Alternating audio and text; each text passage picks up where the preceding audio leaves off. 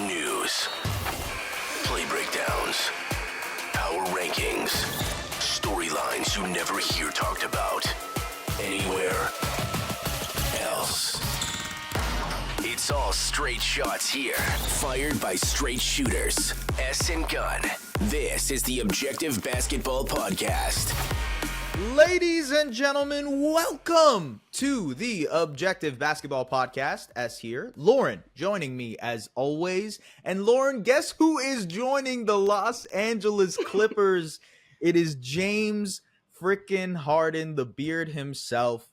The trade finally went down. The specifics essentially is Robert Covington, KJ Martin, Nicholas Batum, I believe Marcus Morris as well, a couple of first round picks headed towards Philadelphia.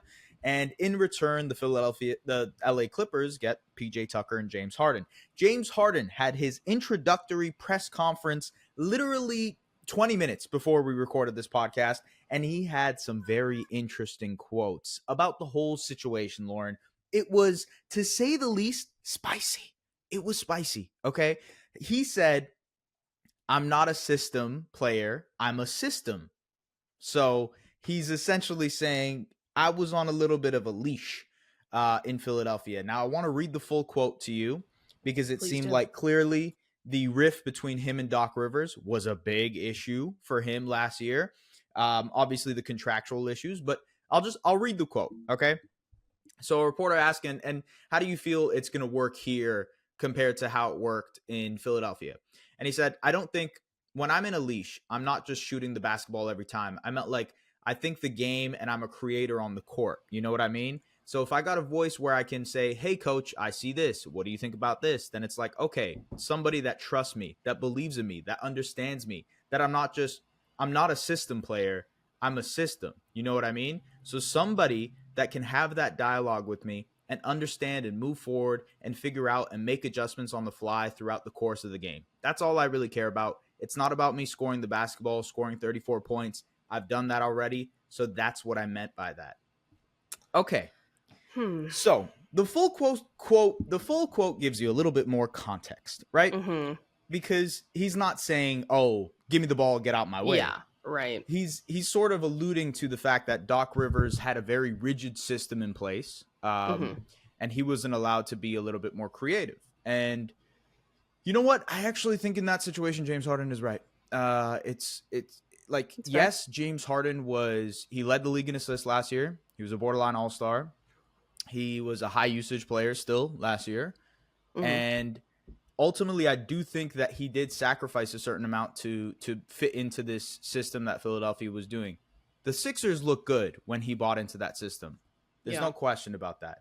But at the same time, I think what he's saying is like affording the luxury of being a little bit more malleable with your approach, a little bit more flexible with your adjustments. And what's the one thing we know about Doc Rivers and him not being good at? Adjustments, in-game adjustments specifically.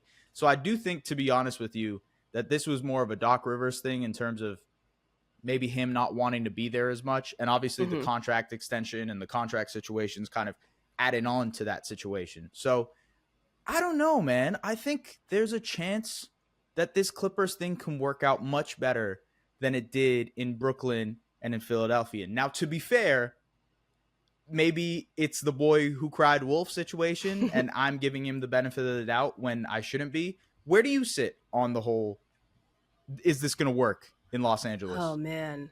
It's a very loaded question because I would say that this Clippers situation is probably the most, there are so many factors involved with this situation. There are so many moving parts. And I think it's more than these recent super, quote unquote, super teams that we've seen and these big time trios, because whether or not, however you categorize Russell Westbrook and where he fits into all of this, there's just a lot of dynamics going on here. And so as far as where it can work, I think it's one of those things that at the surface level feels like one too many cooks in the kitchen. And it's real easy to say that, but you also, on the flip side, look at how much time we've spent talking about Kawhi Leonard and Paul George and how they just need to be available and then go from there and see what they can really put together when they're finally healthy. But if they can rely on a guy who is a quote unquote system who can kind of make things happen himself, then the other players might be able to feed off of that, and it might just give them more flexibility. So I do definitely obviously need to see a little bit of it. I don't want to jump one way or the other, because the people that are saying this will never work, absolutely not. This is just, there are too many flaws that you can just see on day one. I hear what they're saying, and I don't think that you can completely just discount what they're saying because we haven't seen it, because we have seen James Harden in super team situations. Sure. So I think those statements are fair. But I think that this is a different situation, and him playing alongside these wings and in sort of a small ball system, I think that could be an interesting situation to surround him with, or those pieces to surround him with at this stage in his career. So I'm interested to see what it looks like. And I'm interested. I mean, we saw the Clippers be incredibly active at last year's trade deadline, trying to kind of maneuver and get those right pieces and slot those right pieces in. So I do think that there's a chance that we could see them do the same thing, kind of mix up the formula a little bit, and they might be able to put together a really solid group. So I don't want to count them out, but would I pick them as my favorite? Probably not. Too many questions. Well, there are some betting places that are picking them as their favorite to come out of the West. And I mean, honestly, I wouldn't jump to that point yet. I agree with you. I think there are pros and cons to this situation. So there's a way this works, and then there's a way that this doesn't work, right?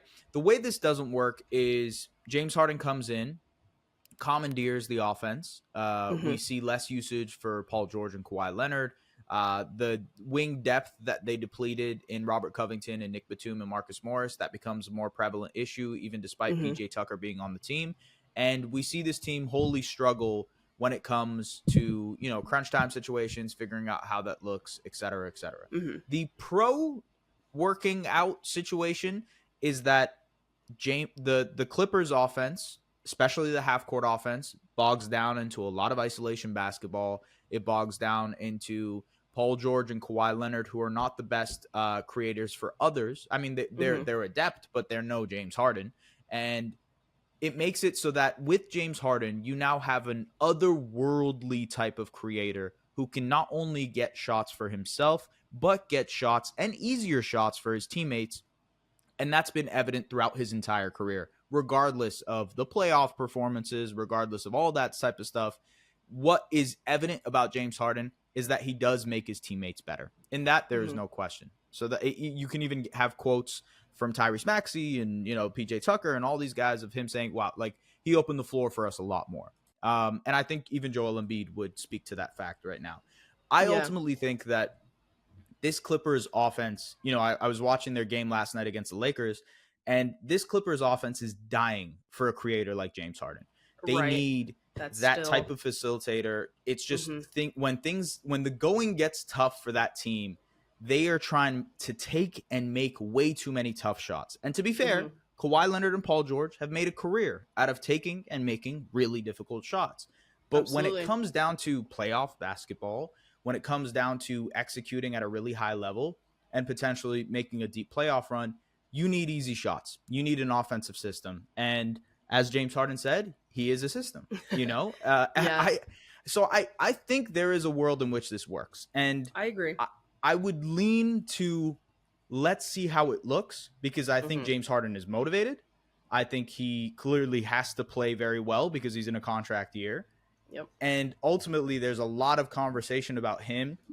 There's a lot of conversation about Kawhi Leonard. There's a lot of conversation about Paul George. Hell, there's even a lot of conversation about Russell Westbrook and Ty Lue. So I think all of these guys are super motivated to prove people wrong. And when you have that on a team, I think that's a powerful dynamic. All the drama and, chemistry issues and things be damned, I really do think that can galvanize a group in a major way. Yeah. And these guys are all South Central LA type of guys, right? All of these guys grew up in the area. I don't know, man. I feel like maybe this is the thing that kind of there could be something to it. And I think I'm glad you mentioned Ty Lue as well, because I feel like I haven't maybe seen enough people talk about Ty Lue and his role in all of this. Obviously, very well known, very well respected coach, but inserting James Harden into this system, it could sort of be the perfect storm. I think that there's a real possibility of that here when you've got someone like Ty Lue at the helm. And so I think that that's going to be an intriguing sort of yet another intriguing factor to all of this. One thing that I wanted to ask you, kind of looking back at when we first talked about the Clippers and looking forward, and I think I had asked, I don't remember exactly how I phrased it, but something along the lines of, is this the last year of the Paul George Kawhi duo? Is this the final straw? I vehemently said yes. I agreed with you. And I think most people probably would have. But now, kind of similar, very different situations, but similar in the sense of with Milwaukee, that now you kind of have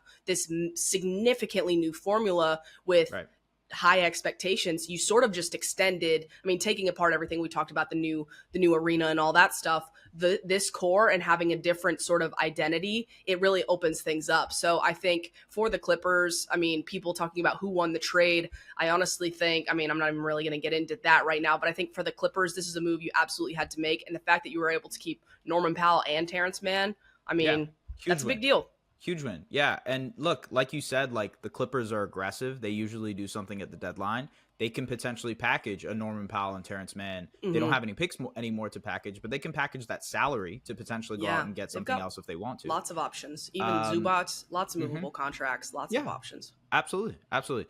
And ultimately, it's funny you say that, the question about them potentially staying together, because okay, if you look at the Suns, right, and I'm not saying they're a perfect apples-to-apples comparison, but they made that Kevin Durant trade, and that Kevin Durant trade sort of prolonged what they are supposed to be, right? Their championship window, if you will.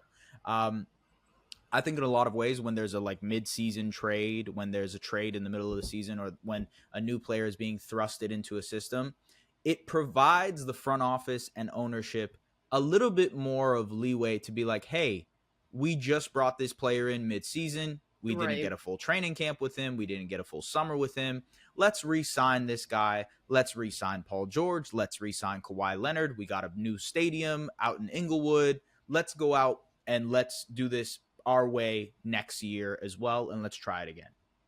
I think that's a pretty good possibility now that they have James Harden. And also, having those three guys plus Russell Westbrook, it gives you the room to tweak things in the summer if you want to. So if you want to take out one of those pieces, let's say you're like, okay, we like James, we like Kawhi, but maybe PG we move on from. And by the way, PG has been absolutely phenomenal to start this year. He's been balling out. But like, I'm just saying ultimately, like, it gives you the leeway to like tweak things if you need to.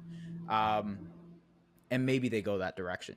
You mentioned Philadelphia. I think that is a very good point. I would say that they are positioned pretty well for the future, at least the immediate future. I think they have the salary right now to go after another star should they want to. You know, we'll probably talk about the Bulls because we're going to talk about the Mavericks in a minute, but they have the salary to go after a DeMar DeRozan, to go after a Zach LaVine, and because of where the Bulls situation is at, I don't think they have to spend an arm and a leg to go and get those guys.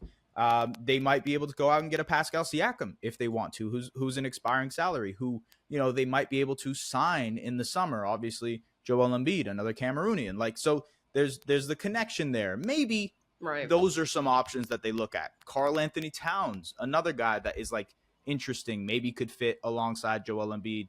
The defensive stuff is kind of wonky. I'm not sure if I would necessarily do that if I was Philadelphia, but again, something you gotta that they be can talking about all options. Yeah, exactly. That being said, Philly has options. Yeah, Philly has options. And like in the summer, yes, they have to extend Tyrese Maxey to a max extension. That will take up a chunk of their open cap space, but they have about 40-ish million from what I saw from Brian tweeting earlier, that they have about 40-ish million dollars after that. And that's enough to go after an OG Anunoby if they want to, or somebody else on the open market that they might be interested in. So Philly is in a really good position to extend how long Joel Embiid is going to give them a chance, because he's not going to ask for a trade this summer, or he's not going to ask for a trade this summer. He's not going to ask for a trade this season either. And I think that's probably a conversation that gets pushed along a little bit longer. Because of how they've dealt with this situation. Philly won, and I think the Clippers won as well. This was sort of a win-win for both of them, in my opinion. Do you feel the same way? I'm glad you asked that, because Again, a lot of layers to this because at the surface, when I first saw it, I was like, man, no Norm Powell, no Terrence Mann. But then I saw the picks and I was like, to get future assets for an expiring James Harden when this situation has deteriorated to the extent that it has, and Yeah. plus the value of so much expiring salary and guys that are going to be like desired at the trade deadline, that I don't it's hard for me to knock that. And so for Philly, I think that they did as well as you probably could have hoped. And this deal, even if you're someone that prioritizes player return, like current asset player value in a trade package in return, like you just got to take into consideration the value of those expiring deals, because that really does add so much in terms of flipping right now and extending the return, but then also, like you said, what you can do in free agency. So I would say I'm a little less confident in Joel Embiid's current satisfaction. Like, I don't know how much this really pushes his like concern out. I'm really curious to see what they can do at the trade deadline, maybe even starting as early as December when guys become available. But I do think that they're in a position where they're going to need to look at a bunch of different options and they're going to need to pivot a bit. But I'm really intrigued to see how they kind of build around is a poor way to put it, but what they try to do to structure a future backcourt surrounding or partnering with Tyrese Maxey. I think that they've got some really intriguing options that or things that they could do there. So I'm excited to see what they do with that. And I'm also intrigued to hear more from Embiid, because I'm still sort of like, how is this really going to unfold? Because this just happened. We need to see what the games look like. We need to see how maybe some of these players come back in. It looked like Robert Covington was, excited to be back home, and Marcus Morris seemed excited to get out of there. So I think that Philly could find themselves in a position to sort of like, all right, let's get things going. But I don't know. I want to see how many games they can win, what they look like, and sort of how the pieces are really gelling together, especially when you've got a new head coach in there as well. There's just a lot of pieces coming in and out, a lot to deal with, but it's time to figure it out. It does feel like the clock is ticking, at least from where I'm sitting. Yeah, and it's going to be a wait and see process for a lot of this. I think from both sides, from the Clippers side, from the Sixers side, we got to see how these teams look. And I think ultimately, like surface level, I think both teams went away from this being not better, but I think they have improved their situations a little bit more. Yes, that without question. Yeah, the Sixers are going to be playing the Toronto Raptors, and we're going to get into our segment about our teams, the Raptors and Mavericks, in a second. But we're just going to take a quick break. We'll be right back. Let's do weekly, pretty much. We're trying to do a segment on our own specific teams. The Raptors are taking the Philadelphia 76ers on this week. It's interesting because we were just talking about the Sixers and their situation. We'll see how that looks, obviously. Some of those guys will be available tonight, but ultimately, from the Raptors' perspective, they absolutely demolished the Milwaukee Bucks last night. It was weird to see, to be honest with you, after the weekend that they had, losing to the Sixers, losing to the Blazers, losing to the Bulls. It was just, it was like, what is going on here? Right. They had an offensive explosion. They scored 130 points against the Bucks. I think, yes, there were some really positive signs from the Raptors side of things. Scotty Barnes is coming into his own more. He had a 20-point double-double in consecutive games for the first time in his career. He's averaging over 2 blocks a game. He's been dominant defensively. He's shooting the ball at an excellent clip. Maybe that doesn't stick around, but overall, that's a positive sign. I think the main takeaway here from that Raptors game, though, is just how bad the Bucks have looked to start this year.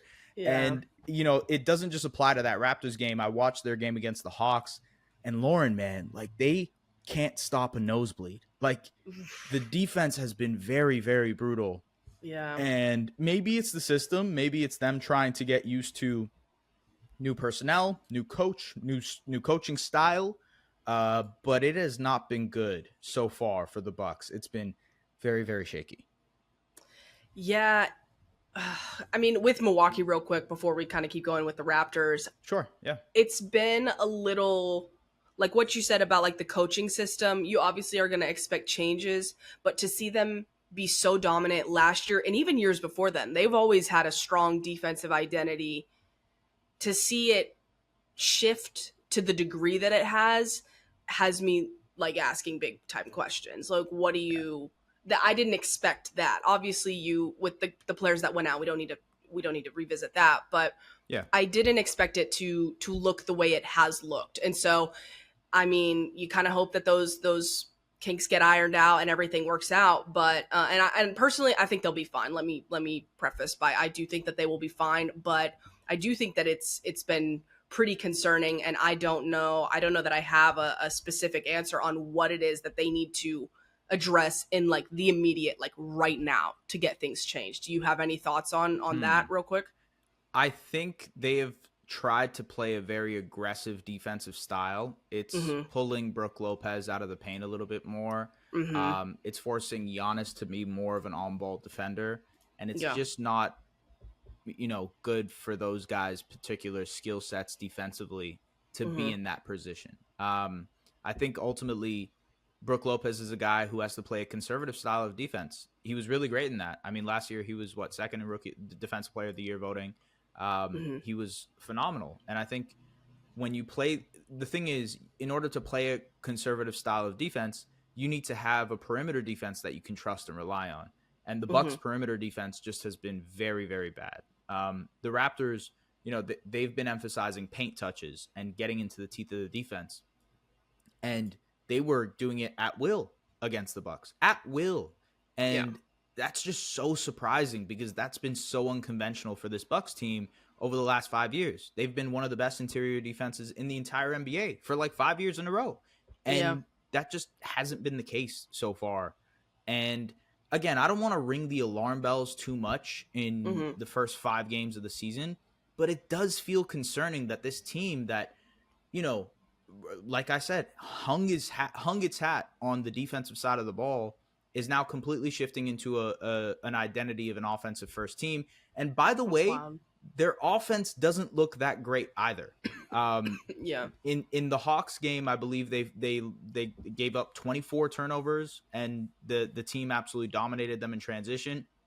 In the Raptors game, I can't remember how many turnovers they got, but my guy Samson Folk, he mentioned that the Raptors scored 3 times as many points in transition as the Bucks did. That's crazy. Which is just absolutely insane for the Bucks, which were used to be, again, one of the best transition teams in the NBA. So the Bucks feel like they're going through a little bit of an identity crisis. And that'll happen when you uproot your team, right? You're adding Damian Lillard, one of the best, top 75 type player, into the mix here. How does that work with Giannis? How does that work with Brook Lopez? How does that work with Chris Middleton? You're adding another piece in there, and Adrian Griffin, who is a rookie head coach who's still trying to figure things out and, adopt his own coaching style, maybe a little bit too much to a team that probably needs to play similar to how they have over the last 5 years. So my questions are more so like, when is this team going to level out? Because I feel like it's been on the opposite side of the spectrum of what people expect. I don't expect it to be this bad for the entire year. Like you said, I think it'll round itself out, but I'm concerned about the defense, to say the least. Yeah, a little. It's like a little too. You have a reasonable expectation of like not growing pains, but like a transition period. But then when it seems like such a drastic change or like that's when I'm kind of like, But switching back to the Raptors, what Scotty Barnes has done to start the season is not getting talked about enough. And I mean, it's a big deal. And I think what the Raptors, I always come back to, okay, the Raptors looking forward, I actually like their group. And people have look at right now and they're like, oh, the Raptors, they're going to be at the bottom or they're going to have a rough year. But when I look at the Raptors, I'm like, okay, but look at these different pieces. And I think how they've started the season, looking at some of their individual guys, especially what Dennis Schroeder has stepped in and done. I mean, it's a fun group. And so obviously a lot to figure out in the long term. But I think right now, if you kind of pick apart the individual pieces and what they sort of have, I like them. I think that they're a fun team. I saw somebody tweet, I don't remember which account it was, but somebody was like, the vibes are good in Toronto again. Do Oh you yeah, feel yeah, like that's yeah. accurate? Yeah, so Or you do? they have Yeah. no, it's funny you asked that because they have this, they're bringing out the chain, because every team that's trying to reinstill the vibes nowadays, they will give you a chain at the end of the game. And they have a win the day chain, and Pascal Siakam wore the win the Yes. day chain for That the was the first photo time. that I saw. So Yes. the vibes do feel like they're back. I think ultimately That's this yeah. Look, I think my expectations for this team were low compared to general consensus. I thought they would be probably in and around the play-in, maybe just outside of the play-in. And maybe that is what they are. Maybe they achieve better than that just because of the leap that Scotty Barnes is taking. But I think for the most part, they've been at where I expected. They're a very good defensive team. They might be one of the best, if not the best defensive team all year. There's so many defensive pieces, so much defensive talent on that team. It's going to be hard to score on them on any given night. The Sixers, I think, did the best job, and they gave up 110 points to the Sixers, and like that's great, right? I thought that was like that is their defensive identity. That's their identity as a team. It's like, how are we going to get stops, get out in transition, and score as much in transition as possible. And anything else outside of that, I think I was mostly looking for how this team is going to prioritize Scotty Barnes moving forward in the future. Yeah. And how they're going to prioritize the younger players. When it comes to Scotty, they have clearly emphasized, hey, we're going to play this offensive system that curtails and tailors to you, because this, like, 0.5 offense isn't like an offensive system. It's just like an ideology to have about how you want to play. And it's like quick decisions, right? Make quick decisions with the ball.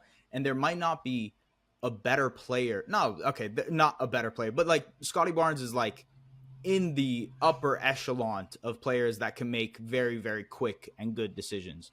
And yeah, it's just worked so well to his advantage. He's taken a leap defensively as well, which I think has been so special, Lauren. Like his weak side defense, him roaming around the perimeter, him roaming around the weak side as the shot blocker. I think it's been phenomenal to watch. And like this, people are going to be mad at this comparison, but I think realistically, Scotty Barnes, his idealized version, whatever they're trying to build him into, is like a more talented offensive player than Sabonis, but with the playmaking chops of Sabonis, who can potentially, get into the scoring and shooting department a little bit more. He's trying to expand his shot. If he can get that jumper to a point where it's consistent, he's a much more talented player offensively than Sabonis. Okay, keep that in mind. Now, defensively, he's looking like he's going to be a much better player than Sabonis. Like, Sabonis isn't a very good defender, but so you're looking at a player like, who would be Sabonis with the defensive acumen? That kind of reminds you of like Bam Adebayo, right? Bam Adebayo is the type of player that comes, but Bam can't spread the floor. I think that's something that they're emphasizing a lot with Scotty Barnes. I think Bam is probably a bigger player. He plays, he plays the center position. Scotty is more of a power forward, small forward type. So there's differences. I'm not trying to make an apples to apples comparison, but I'm saying in terms of like the archetype of the type of player they're trying to mold him into with this system reminds me of those types of guys. And that's like a huge compliment to him. Those guys are multiple time All-Stars, multiple time All-NBA players. Those are guys that like are stars in this league. And Scotty Barnes has made his way into star status, I think. I think this year we're really seeing him be more comfortable than he ever has. He looks so much more confident. I think he knows that the team is prioritizing him, and that probably makes him feel good. And, outside of everything else in the season, the expectations, Pascal, all that stuff, knowing that they are prioritizing Scotty Barnes and knowing that this is the guy moving forward and he is taking that leap, that's something you can hang your hat on forever. 100%. So, yeah, all good here, man. All good here as long as Scotty is doing his thing, to be honest with you.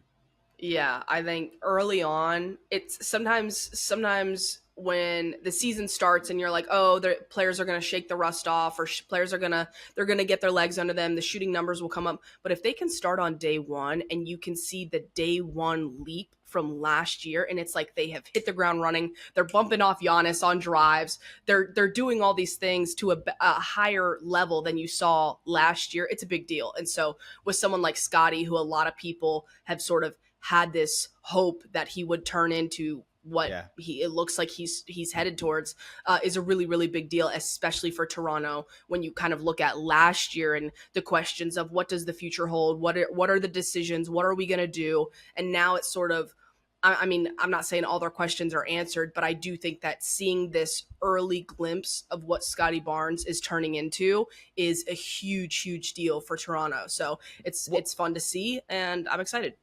Yeah, well, to your point, like, it makes you more confident in the plan long term, right? So exactly. Good way to put it. They hired Darko Rajakovic with the idea of development and like, hey, let's get these guys better, right? The reason they're playing Malachi Flynn 15 minutes off of the bench is because they're saying, hey, we got to find a way to get this guy better. Precious Achiuwa is being empowered more often because they're like, hey, we got to figure out a way to get this guy better. They want to get these young guys to get to a point where they are maximized, whatever that maximized final version is. Scotty Barnes can be better than Sabonis. Scotty Barnes can be better than Bam Adebayo. I don't think that's even a question in terms of like his actual talent. But the fact that he is well on his way to doing something like that, that's what makes you confident in the plan. And yes, it's 5 games. Yes, it's 9 games if you count the preseason. But ultimately, I do feel more confident that this team, you know, despite the Pascal stuff, despite the OG stuff, despite, you know, where this team might be headed in the short term, in the long term, building around like a guy like Scotty Barnes should field you a pretty damn good team. So we'll see. We'll see what happens. And yeah, we'll see what happens tonight against the Sixers. We'll see what happens throughout the season. Again, it's a long season, folks. We're only 5 games in for the Raptors. And we're only 5 games in for the Dallas Mavericks, if I'm not mistaken, right? 4 or 5 games? I can't remember. 4-0. Okay, so look. Oh, yes, 4-0 for how many times have they done that? I saw on the broadcast the other day. Not many. Yeah, this is a historic start for the Dallas Mavericks. Yeah, it's a big deal, and it's crazy because if I had said there are 2 teams that remain undefeated, one in each conference, how much of a percentage would you have said the Dallas Mavericks? Probably not a high percentage. I'm not gonna lie to you. Probably not a high percentage. Yeah. But they're doing this, and I've seen many people talk about, you've had a mediocre Luka game, a rough start defensive game against the Spurs, no Kyrie. And so to see this team sort of rally together early, especially given the roster turnover, it is so exciting to watch. The vibes are awesome. Everyone, the vibes are awesome in Dallas. I think everybody is excited. Seeing Grant Williams come in, there was a quote at Media Day where Luka said something along the lines of, Grant Williams talks sometimes too much. It was something to that effect. Don't quote me. It wasn't the exact quote, but it was something like that. And I saw some people on Twitter like sort of reacting to that a little bit. But I was like, oh my God, Grant Williams is what we need. Grant Williams is, I mean, everybody's saying that. But then to see it again on day one, people have been talking about, I've heard the announcers talk about during timeouts where Dallas has the way their timeouts take place, the coaches sort of meet together and the players sort of meet together, and then they all come together. And whether Grant Williams is on the floor or he's on the bench, he is the voice, and they're talking, like coaching on defense and sharing what he's seeing. Yeah. And so it just seems like everybody sort of understands their role, and it's so early. But even someone like Derek Lively, who has really impressed so far, but you can tell it's like a play off of Luka, try to do the right things, try to not foul, try to just on a game-to-game basis, try to improve a little bit on these specific areas. And he is looking to be a quick learner. And so it's been very fun to watch. Tim Hardaway has been phenomenal off the bench. And Derek Jones Jr. has been really fun to kind of see how a surprise. Right? That's the needle. That's the thread I kind of want to pull here real quick. Pull it. So yeah, I'm a Grant Williams fantasy owner, ladies and gentlemen. I love it. So I've been pleasantly surprised with the shooting. I've been very, very happy, and I kind of expected that to happen. Yeah, because the spacing and having Luka and Kyrie, the defense is just gonna go in on those guys consistently. It's gonna open up so many shots for Grant, for Derrick Jones Jr. and Derrick Jones Jr. He's been hitting some shots too. Like I think last night against Chicago, there were a couple corner threes that he knocked down where you're like, oh, maybe this kind of makes sense. And as far as his length, as far as what he can do as an offensive rebounder, as a weak side rim protector type, he looks very good. Yes. And he provides us some sort of assurance for Derek Lively, sort of like, okay, Rook, like, hey, even if you make a mistake, I'm going to be here behind you just in case. And that's been what's impressive for me. I love the Mavs a little bit. Like I love, I love the uniqueness of some of the lineups that they can throw out. Again, Jaden Hardy had a good game last night against the Bulls, and it's like, okay, so one night if Hardaway isn't cooking, then you can throw out Hardy in there. Okay, Josh Green obviously is a guy that you can plug and play into any lineup. Grant Williams is a guy who can scale up in his position. Derrick Jones Jr., another guy who can scale up and down in his position. Maxi Kleber can play your big five. He can go down in 4, maybe even play a really, really big 3. I just love the uniqueness of this team. And I think obviously they have the top end talent in Luka and Kyrie. It's so fun to see maybe a team that people they look kind of rough in the regular season. In the preseason. Right. It was kind of shaky. The defense looked pretty bad. How do you think the defense looks right now? Because I guess, like, is it enough? Oh man, that's a good question. I want to say right now, this group of Luka, Josh, Grant, Derrick Jones Jr., and Derek Lively, I like it. I like that group defensively in terms of what they've been able to put together. But Kyrie's going to come back eventually. And so they're 19th. They're 9th, right? I mean, obviously, again, we're 5 games in, so it's not right. But they're 19th right now in defense. They are, I would imagine, second or first. Yeah, they're second on offense. I kind of expect that to be where they're at, actually. Yeah. For me, it's really about the second chance points, the rebounding. Can you get what you said? If Tim Hardaway Jr. is having an off night, you can throw Jaden Hardy in there. You can also throw Seth Curry in there. Like, there are so many guys that they can sort of try and maximize on a game-to-game basis. If we want to go smaller, if we want to go more defense, more ball handling, they do have options, which is something that they've been missing in prior years. And so to even have young guys that, even if you feel like you have to rely on them, I do feel confident that Derek Lively, Jaden Hardy, even Omax, I think there's been some discussion that, I don't want to say that he's quote unquote not ready, but there was a level of hype building around him in the preseason. He is a raw player, though. Yeah, he just needs some time. But I would feel confident if they threw him out there that he would be making hustle plays. He would give you second chance points. I just think he's still learning to adjust to the pace of the game, and there's nothing wrong with that. And so I feel very confident with the group, with the versatility, like you had alluded to, that they have. It's very exciting, and so I will be very curious to see what they do when Kyrie comes back. It's kind of funny because early on this year, I don't remember exactly when it was, but you and I had talked about, well, if they want to go with Maxey in the starting lineup next to Lively because they want to go a little bit bigger, why wouldn't you just stick with Derrick Jones Jr.? Why wouldn't and look at what we're seeing now? And so I think it's interesting because even though whatever people's expectations were for Derrick Jones Jr., he has sort of brought the Dorian Finney-Smith second chance points, offensive rebounding, explosive plays. He's obviously not as good of a shooter as Dorian Finney-Smith, but he's a better slasher than Dorian Finney-Smith. Yeah. So there's a bit of a trade-off there. And I just think he's slotted in really, really well to give them the size, the experience, and just the overall athleticism. And one thing that I kind of always had in my mind was, okay, you're probably always going to see Grant Williams guarding the opposing best player and then Josh Green guarding the second best.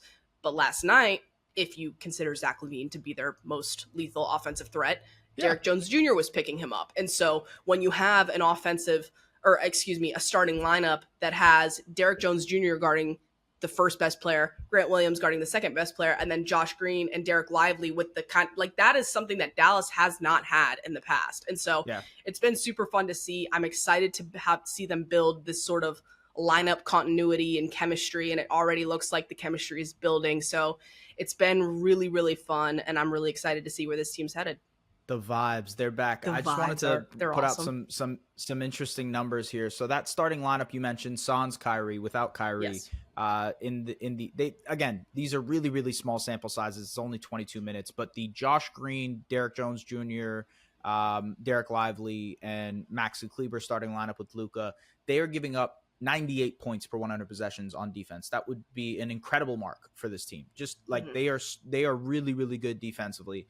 With Kyrie, it's a little bit different. It's 102, but still, like there is a world in which that works, right? But also, I think none of this works without Lively being as good as he has been throughout through the first 4 games of the season. He's like 8.5 points, 7.8 rebounds, a steal, a block a game. He's shooting 78% from the field, which is just like, he's just living off of dunks and lobs. That's all he's doing. And the one thing I'll say about Lively is that he dunks exactly like Tyson Chandler. Like he does. He does. Even the hang on the rim and like, kind of shake yourself thing. It reminds me so much of Tyson Chandler and how he would like emphatically dunk the ball. It's kind of eerily scary to remind. Right? It's like they saw him and they're like, holy crap, he's like a reincarnation. Exactly. It's pretty wild. Look, he's a rookie. He's going to make mistakes. He's going to have moments in which he maybe the lights are a little too bright for him, maybe in the playoffs, etc. But I do think long term, having a guy like Lively makes you so much more confident in the Mavs building process, because maybe now you can say, hey, we don't need to go after a Clint Capella at the center spot. Right. I don't think they should, actually. I think Lively is like, he's already shown he's kind of like he's. I don't want to say he's ready, but like right, but he's ready enough. It's not going to take much for him. Yeah, it's not going to take much for him. You don't need to like push all your chips in. Exactly. I think there was this sort of sense of urgency of like, okay, at this point you've got to go get it done. Get Clint Capella in here, get Jared Allen in here. And if like, I think there were some people that might even have said, if you have to overpay, do what you need to do to get him in here, because if this team doesn't have a starting 5, we're right back where we were last year. And so to have Derek Lively come in and look the way he has looked and sort of just taking things as they come. And also it does look like he's really making game to game improvements. And so I think that I agree with what you said in terms of trusting the Mavs building process. It definitely gives you a lot of kind of hope. And one thing that I wanted to just say real quick, Jason Kidd said at one point, we're very comfortable playing in the 120s. And I think going back to the high octane offense, because they are playing with a lot more pace than they have played with in the past, and also kind of being the middle of the pack defense, but then improving on the rebounding and even just the general rim protection aspect of things from last year when comparing to last year. I think that they're about as comfortable with that as you can get, especially when you have the backcourt that you have. Your defense is only going to be so good. And I think if they're comfortable playing in the 120s and they're comfortable with the pieces and the depth, I think that that's something to work with. And so, I am excited about that. Yeah, I actually think they're, for different reasons. And I think I said this the last time we had our conversation about the Raptors and Mavericks, is like for different reasons, they have very exciting short-term and long-term goals. And I think that gives you a level of excitement when you're watching these teams. Obviously, 100%. The Luka Kyrie Mavs, they have goals of contention. Maybe that's not this season. Maybe it's next season. But like the goal eventually is to build a contender around this team. For the Raptors, it's a different story. It's going into a new era. It's like, hey, the excitement of starting young, et cetera, et cetera. But ultimately, I think those things for fans can be really rewarding. Seeing the development, and like the Mavs are trying to do something interesting in which, hey, there's these guys who are trying to win, but there's also these young guys that you're incorporating in there that might just be ready right now. And let's throw them into the wolves to see what happens. So yes, I have been very impressed, very entertained by what we've seen from the Mavericks and Raptors so far. It's been fun, Lauren. Very, very cool. Anything else you want to add before we head out of here?